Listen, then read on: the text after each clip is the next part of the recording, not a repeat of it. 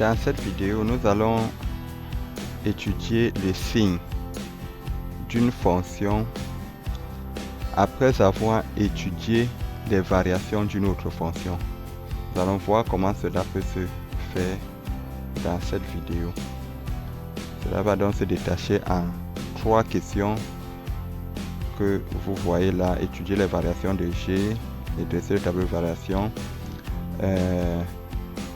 montrer que l'équation G de x égale 0 admet une unique solution alpha qui est comprise entre ces deux valeurs. Et ensuite, nous allons donc étudier le signe de G de x. C'est ça l'objectif de cet exercice. Très rapidement, nous allons donc nous intéresser à la première question qui est d'étudier les variations de G de x et de dresser son tableau de variation.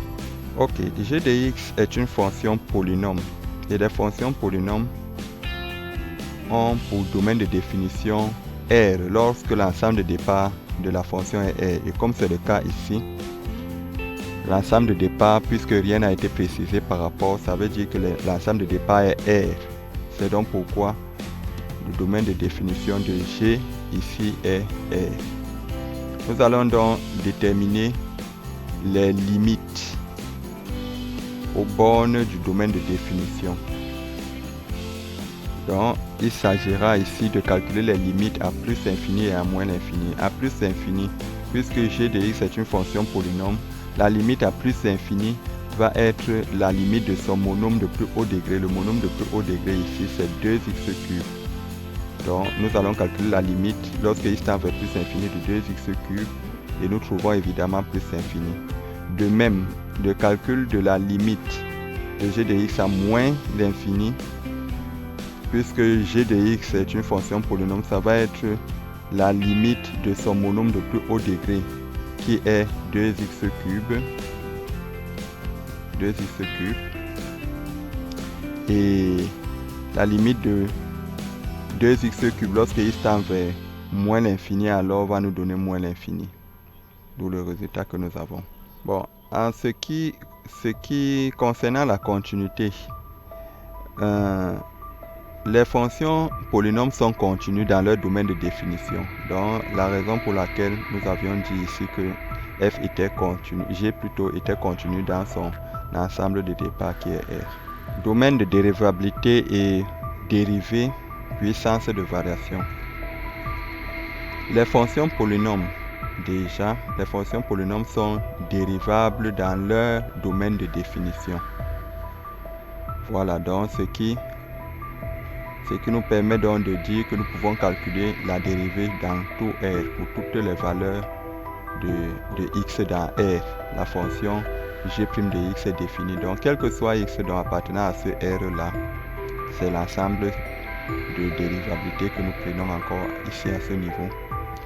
Bon, quel que soit x dans ce R là, g' de x est donc égal à la dérivée de l'expression de g' de x. Nous savons que la dérivée de la somme des fonctions est la somme des dérivées. Donc il faut dériver la valeur ci, puis celle-ci, ensuite celle-ci. Commençons par la dérivée de 1. 1 étant une constante, sa dérivée est nulle. C'est pourquoi il n'y a plus rien représentant la dérivée de 1 ici. Et 3x carré. 3x carré, la dérivée de 3x carré nous donne donc 6x. La dérivée de 2x cube nous donne 6x carré. Nous factorisons donc par 6x et nous trouvons l'expression C. Nous factorisons parce que nous savons qu'il va falloir étudier les signes de cette dérivée. Donc ce que nous faisons ici au niveau du tableau de signes pour avoir les signes de la dérivée.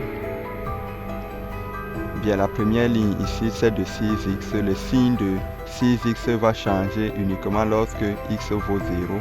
Donc, à ce niveau-ci, de ce côté-ci du tableau, de cette ligne, 6x est positif. Et lorsque nous traversons de ce côté, nous avons négatif, négatif. Parce que nous avons ici un polynôme de degré 1. Lorsqu'il s'annule, il change de signe. C'est très important de le savoir. Un polynôme de degré 1, lorsqu'il s'annule, il change de signe. Donc ici encore, nous avons un polynôme de degré 1. Il s'annule à quel niveau? À moins 1. Donc de ce côté, il est négatif. Et lorsqu'il s'annule, il change de signe. On a positif, positif. Maintenant, le signe de la dérivée va donc être le produit de ces signes-ci. Lorsque nous prenons le signe moins et que nous le multiplions avec le signe moins, nous obtenons un signe plus. Nous faisons pareil ici, moins fois plus, nous avons moins. Et plus fois plus, nous avons plus. Bien, nous allons donc lire les conclusions de notre tableau. Dans l'intervalle moins l'infini, moins 1, notre fonction est donc croissante car sa dérivée est positive. De même, lorsque x est dans 0 plus infini, notre fonction est aussi croissante car la dérivée est positive à ce niveau. Et lorsque x est dans l'intervalle moins 1, 0, la dérivée est négative et donc la fonction g est décroissante. Nous pouvons donc dresser le tableau de variation de notre fonction. Partout où nous avons les signes, nous copions la ligne du tableau de la deuxième ligne du tableau de variation est obtenue en copiant les signes que nous avions obtenus au niveau du tableau de signes ici. Voilà. Bien, c'est aussi important de rappeler que les valeurs intéressantes ici, comme moins l'infini, moins 1, 0 et plus infini, doivent être relevées au niveau du tableau de variation. Nous avons moins l'infini, nous avons moins 1, nous avons 0, nous avons plus infini. Toutes des valeurs remarquables. Si la fonction avait eu des particularités au niveau du domaine de définition, ces points exclus au niveau du domaine de définition devaient paraître au niveau du tableau, mais ce n'est pas le cas ici. C'est pourquoi nous restons juste avec moins l'infini, moins 1, 0 et plus infini. Voilà. Bon, donc le signe, comme je disais, le signe de G' est juste copié à ce niveau. C'est ce signe-là que nous copions dans cette ligne-ci, la ligne de ce tableau. Et lorsque nous avons plus, nous devons avoir une flèche montante. Lorsque nous avons moins, nous devons avoir une flèche descendante. Lorsque nous avons plus, une flèche montante. Donc ce qui justifie donc nos différentes flèches que nous avons. Bon, maintenant, les valeurs qui ont annulé la dérivée, nous allons chercher leurs images par rapport à G et non G'. C'est les erreurs que les élèves commettent parfois. Donc nous allons calculer G' de moins 1, ça nous donne 2. Nous calculons G de 0, ça nous donne 1. Et nous rappelons donc que la limite à moins l'infini nous a donné moins l'infini. Nous allons installer la valeur là. La limite à plus infini a donné plus infini. D'où le tableau de variation que vous voyez, que nous voyons tous. Voilà. Donc voilà ce qu'il fallait faire pour avoir le tableau de variation de notre fonction G. Bien, la deuxième question qui consiste à montrer que l'équation G de x égale 0 admet une unique solution comprise entre moins 1,68 et moins 1,67. Voilà. C'est ce qui va nous intéresser à ce niveau.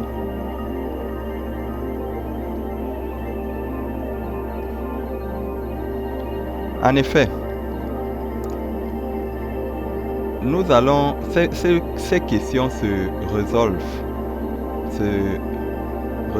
en s'appuyant sur le tableau de variation. Nous avions déjà dressé le tableau de variation de G, donc cela sous-entend que si ce tableau de variation n'avait pas été fait, ça peut arriver qu'on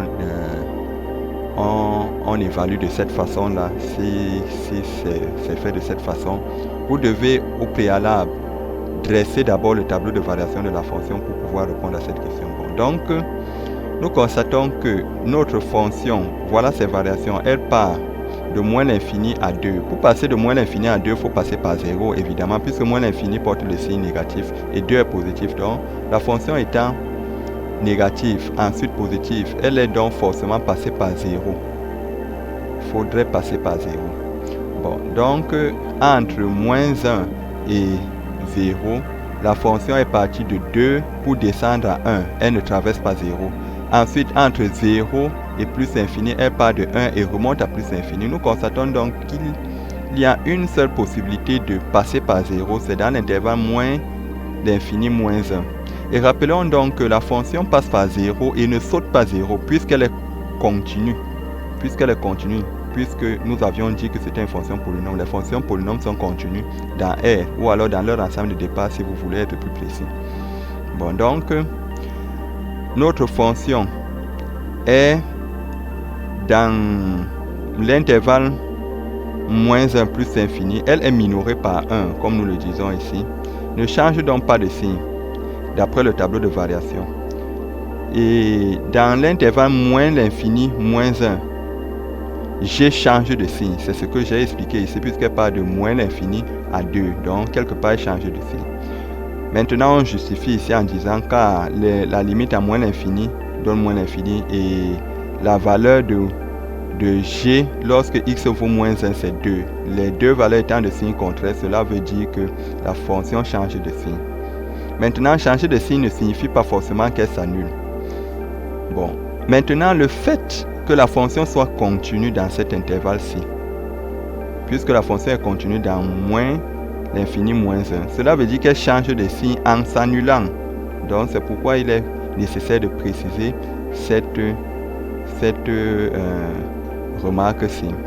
Et maintenant, nous remarquons aussi que g de moins 1,68 et g de moins 1,67 sont de signes contraires. Si vous faites le calcul, vous verrez que les deux valeurs sont de signes contraires. Ça veut donc dire que dans l'intervalle moins 1,68, moins 1,67, la fonction change de signe.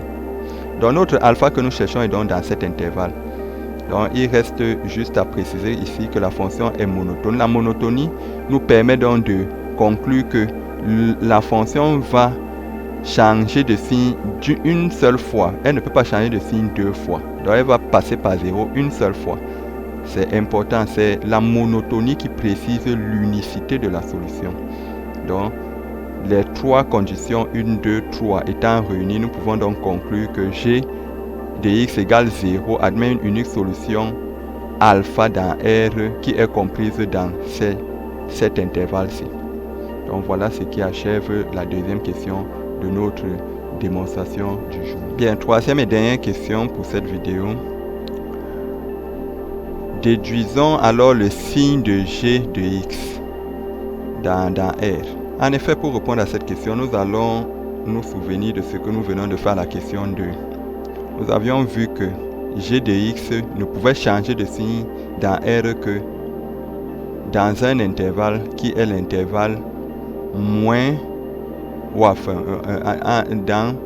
pour une unique valeur, g ne peut s'annuler que pour la seule valeur qui est alpha est égale est égale à une valeur qui est comprise entre moins 1,68 et moins 1,67. C'est la seule valeur alpha là qui annule g de x. Bon, donc, lorsque nous allons dresser le tableau de signes de g de x, nous allons placer évidemment moins l'infini, alpha, moins 1, 0 et plus infini. Précisons que les valeurs qui doivent être placées à cette ligne du tableau, à la première ligne du tableau de variation, doivent être classées par ordre croissant. Cela veut dire qu'il faut placer la valeur alpha avec beaucoup de savoir-faire, parce que si vous placez alpha entre, par exemple, moins 1 et 0, vous avez raté votre tableau de variation. D'après cette question, la question 2, alpha est plus petit que moins 1. Donc, c'est la raison pour laquelle nous plaçons alpha entre moins l'infini et moins 1. Bon, donc, nous avons donc vu que dans l'intervalle moins l'infini alpha, d'après l'étude précédente, d'après cette étude, dans l'intervalle moins l'infini moins 1, g est donc négatif puisque ça part de plus infini pour alpha, pour g de alpha. Donc g est négatif puisque c'est g de alpha qui annule notre fonction. C'est g de alpha qui est nul. Donc, entre moins l'infini et alpha, la fonction va varier entre moins l'infini et 0. Donc, nous avons donc le signe négatif ici. Et lorsque nous traversons la valeur alpha, g de x devient positif et reste positif puisque ça ne va plus s'annuler, donc ça va rester positif. Donc voilà le tableau qu'il fallait construire. Et donc conclure que quel que soit x appartenant à moins l'infini, moins 1, g de x est négatif. Dans l'intervalle moins 1 plus infini, g de x est positif. Donc c'était tout pour cette vidéo. Et à bientôt pour de nouvelles vidéos dans la chaîne. N'oubliez pas de vous abonner pour être prévenu des nouvelles vidéos si ce n'est pas déjà fait.